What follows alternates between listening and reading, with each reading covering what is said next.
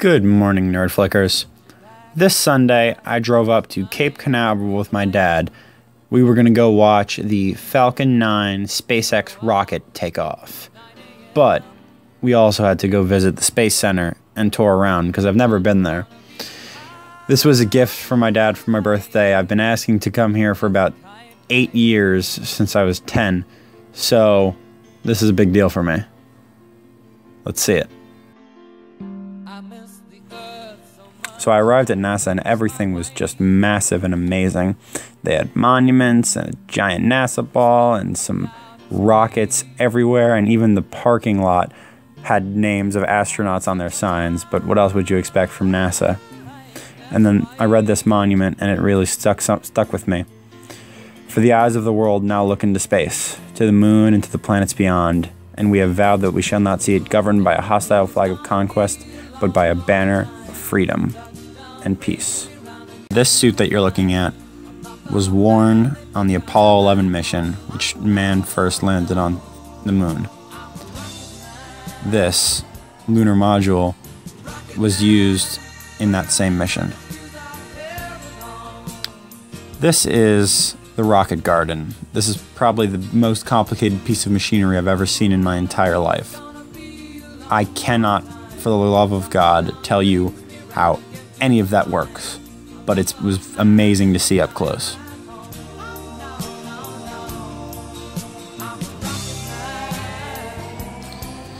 This is the rocket garden. If I had to pick between a regular garden and a garden made out of rockets, I think I'm going to go with a rocket garden every time, because these structures, this is a combination of science, art, machinery, and it just represents everything that mankind has been able to do in such a short period of time. Man landed on the moon 40 years after Charles Lindbergh crossed the Atlantic. That is such a staggering speed to go from crossing a body of water to crossing the ocean of space. This is actually a wildlife refuge, so I'm sure Caitlin would like it. There were some dolphins and fish, and my dad could not stop talking about how the fact the fishing here must be amazing, because no one's allowed in here or you get blown up by the government. This is the Vehicle Assembly Building, the VAB. When it was constructed, it was the largest building by volume in the world.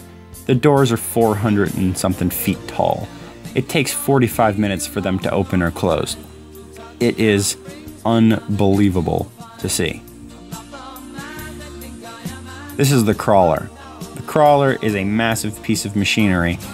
It is used to transport the million-pound rockets from that vehicle assembly building to the launch pads. The launch pads aren't in the same place, so it takes it days and days and days for this thing moving at about 1 mile per hour to get over there.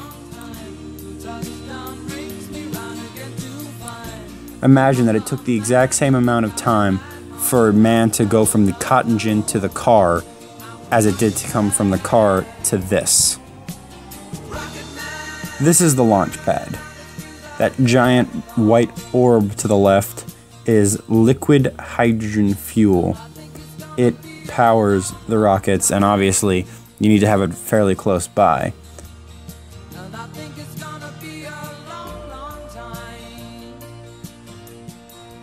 This is the Saturn V.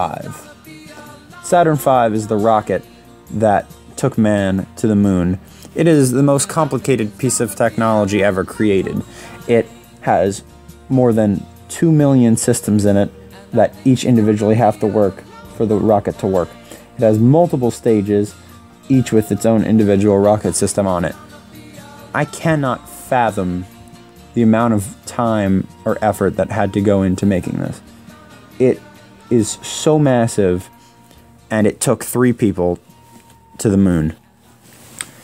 There was a little kid next to me who was looking at the rocket, and he looks up to his mom and he said, "They only put 3 people in it?" I found that funny. This thing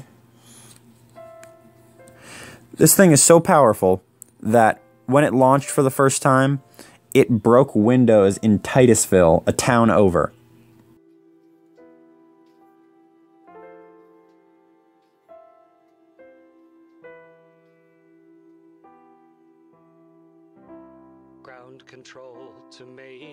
Tom. Ground control to Major Tom. Lock your Soyuz hatch and put your helmet on. 10. Ground control. 10.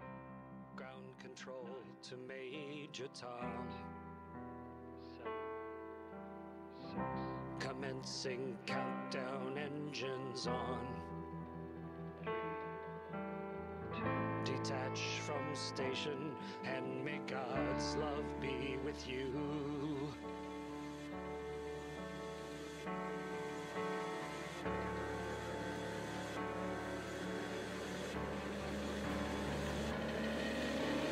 This is ground control to Major Tom.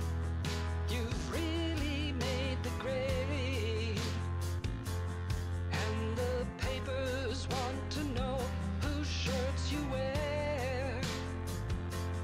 But it's time to guide the capsule if you dare. This is Major Tom to ground control.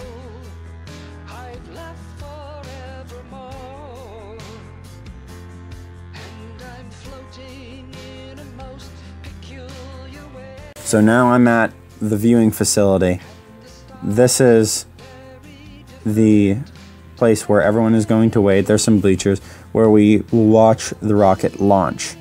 They decided to launch today at sunset because they have a specific window in which to shoot up the Discover satellite, which is the Deep Space Climate Observatory, and it is going to take note of solar wind and deep space climate, which will allow us to make more effective climate decisions for the future.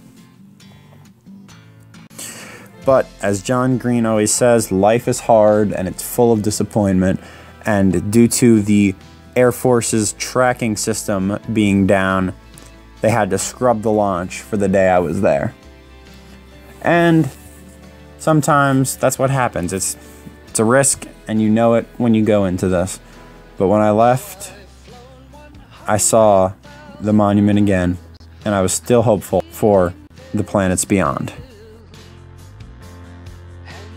By the way, as Melanie has probably noticed, this is not Space Oddity by David Bowie. It's actually being sung by astronaut Chris Hadfield. He brought his guitar up to the International Space Station and played the song and uploaded it to his YouTube channel. What a world we live in. See you tomorrow.